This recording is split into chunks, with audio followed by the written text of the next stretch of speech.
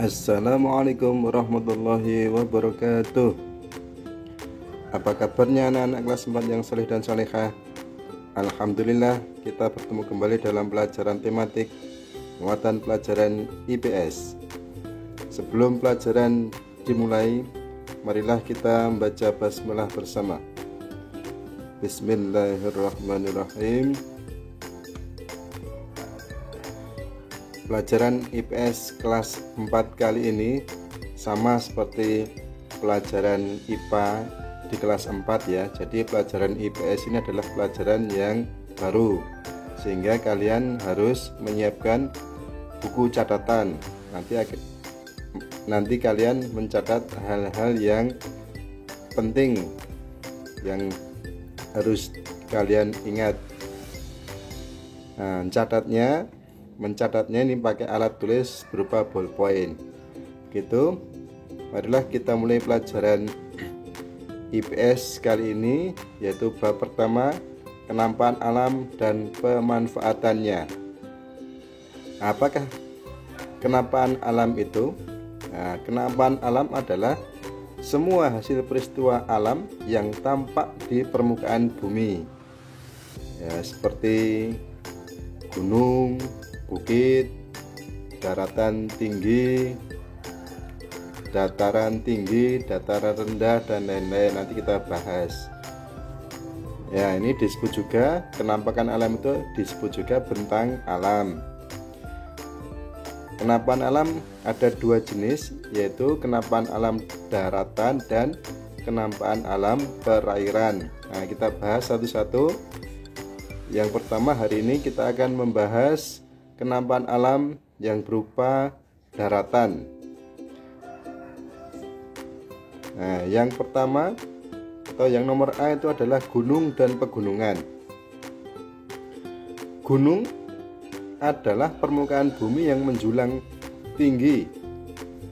Nah, ini biasanya kalau gunung itu lebih dari 1000 meter di atas permukaan laut. Di atas permukaan laut itu biasanya disingkat DPL gitu ya.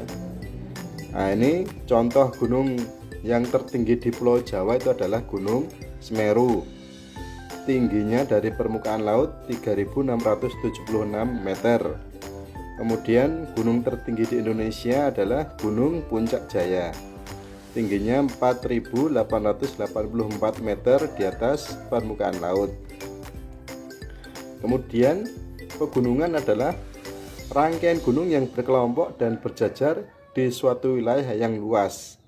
Nah, ini contoh pegunungan tertinggi di Indonesia itu adalah Pegunungan Jayawijaya yang terletak di Provinsi Papua ya. Nah, kemudian pegunungan terpanjang di Indonesia itu adalah Pegunungan Bukit Barisan, itu ada di Pulau Sumatera, memanjang dari Aceh sampai ke Sumatera Selatan, sampai ke Lampung ya. Ya, berikutnya gunung terdiri atas dua jenis, yaitu gunung aktif dan gunung pasif atau gunung tidak aktif. Gunung aktif itu masih melakukan kegiatan vulkanik, yaitu mengeluarkan magma, mengeluarkan lahar, abu, batu, dan lain-lain. Ini ketika meletus ya. Contohnya itu Gunung Merapi, Gunung Semeru, dan lain-lain.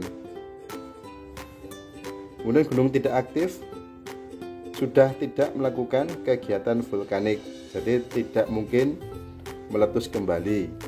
Tapi juga ada kemungkinan ya, karena Gunung Sinabung yang ada di Sumatera itu sudah tidak aktif 500 tahun, tiba-tiba meletus ya, sampai hari ini masih meletus gitu ya. Contohnya itu Gunung Merbabu, Gunung Sumbing, dan lain-lain. Nah, ini manfaat gunung sebagai tempat untuk menyimpan air.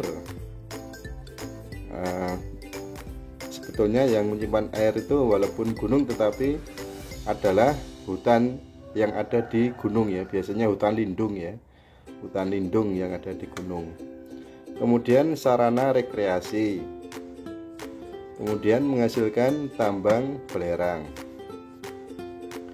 Yang nomor B, kenampakan alam berikutnya adalah bukit. Bukit adalah bentang alam yang memiliki ketinggian 200 sampai 300 meter di atas permukaan laut saja ya. Nah, ini manfaat bukit untuk sarana olahraga, pertanian, tambang batu kapur, dan objek wisata. Berikutnya nomor C, dataran tinggi adalah wilayah daratan yang luas dengan ketinggian 200 sampai 600 meter di atas permukaan laut. Nah, ini biasanya memiliki udara yang sejuk ya. Nah, di peta itu warnanya kuning di peta atau di atlas ya, kuning sampai coklat.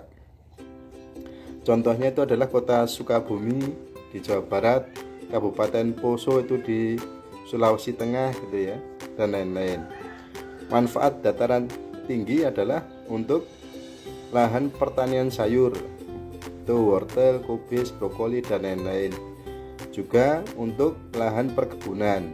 Perkebunan itu apa? Teh, cengkeh, kopi, kina, dan lain-lain ya. Berikutnya dataran rendah adalah daratan yang luas dengan ketinggian 0 sampai 200 meter di atas permukaan laut. Nah, di sekolah kita itu di Sleman itu kira-kira 140-an meter ya di atas permukaan laut. Jadi masih dataran rendah di sekolah kita itu ya. Prambanan dan sebagainya itu, di Prambanan dan sekitarnya itu adalah termasuk dataran rendah. Nah, biasanya dekat pesisir atau pantai dan perkotaan. Nah, ya. Manfaat dataran rendah adalah untuk lahan pertanian, jagung, padi, dan lain-lain. Untuk lahan peternakan ayam, peternakan sapi, dan lain-lain. Nah, juga untuk mendirikan pabrik dan perkantoran ya. Nah, juga untuk perumahan penduduk. Kemudian delta, ini bukan delta varian corona ya, tapi sebetulnya delta itu kalau kenampakan alam itu adalah wilayah daratan yang terbentuk dari endapan sungai.